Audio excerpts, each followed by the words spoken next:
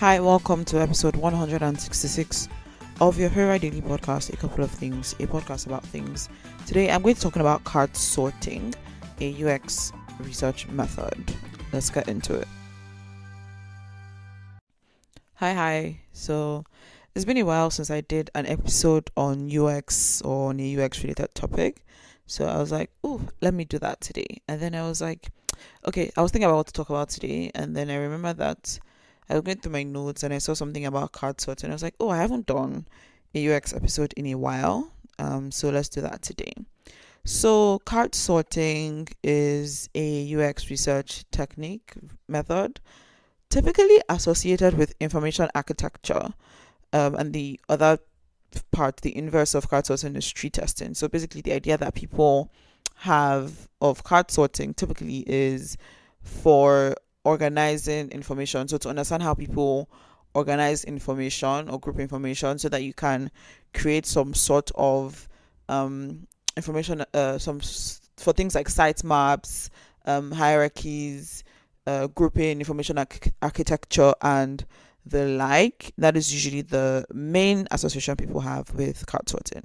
However, I think that card sorting has a lot of useful applications outside of your standard information architecture structure. Hi, thanks for listening so far. Just to pop in to say, please send me questions. I'm running out of things to talk about, so send me questions or suggestions. The link to do that is in the description box of the episode. Also, subscribe. Thanks. Okay, let's get back into the episode.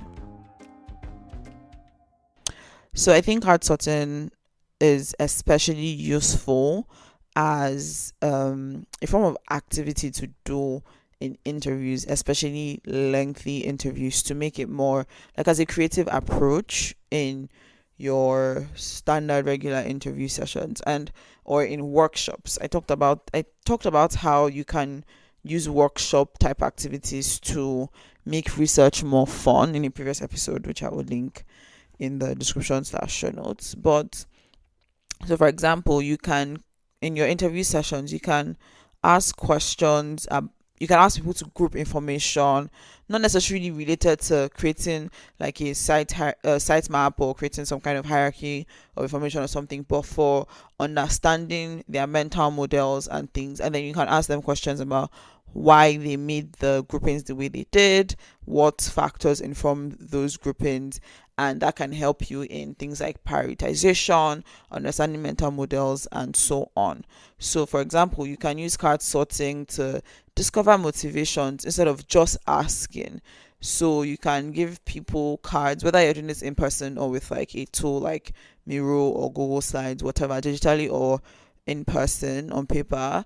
You can have people categorize things based on in order of importance. For example, you can ask them to categorize like, oh, if you're trying to do something like trying to prioritize, you can say, oh, these are a list of features or concepts or ideas, and then organize them as like must-haves versus nice-to-haves.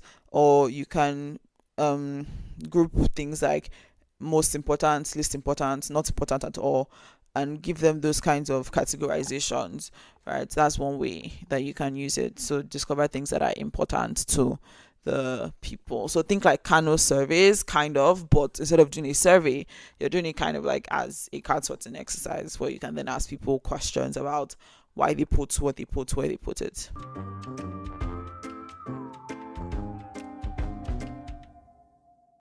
So I kind of talked about two things in that previous point, which was discovering motivators and discovering things that are important or not important, or uncovering motivators or things that are not important or things that are important.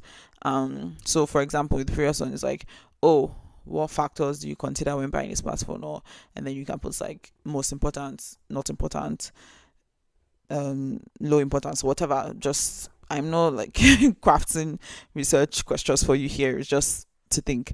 And then a third way you can use it to, if you want to do things like brand type of research. So you can do things like emotional pairing. So you can give a set of cards that have like emojis or descriptive words, and then on another set of cards can be like different brands, different items, and then people can match the words that they associate with the different brands. So this way, like, it's just a way to get people active. You can also just ask people these questions directly or put it in a survey or whatever, but giving this exercise kind of makes it more engaging for the participant and kind of fun as well.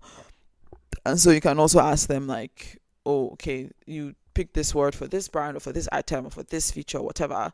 Why? What was the reasoning behind that? And so on and so forth.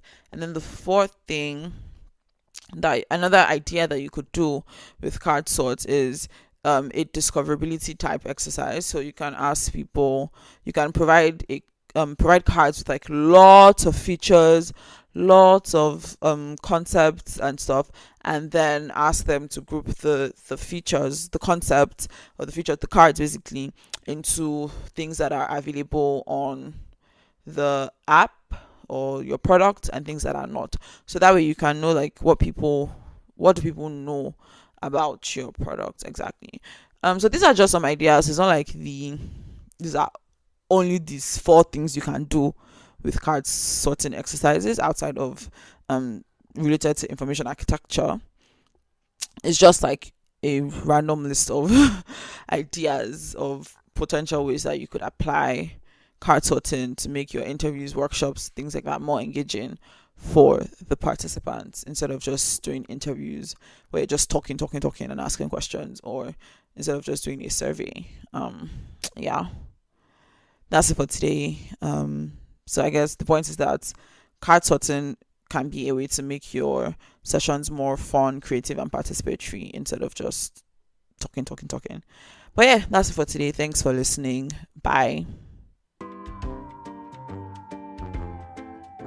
Thank you for listening to today's episode of A Couple of Things. If there was anything you found interesting or insightful, or you enjoyed the episode, please do share to someone or multiple people. Like, leave a comment, and definitely do subscribe and all the nice things. Bye.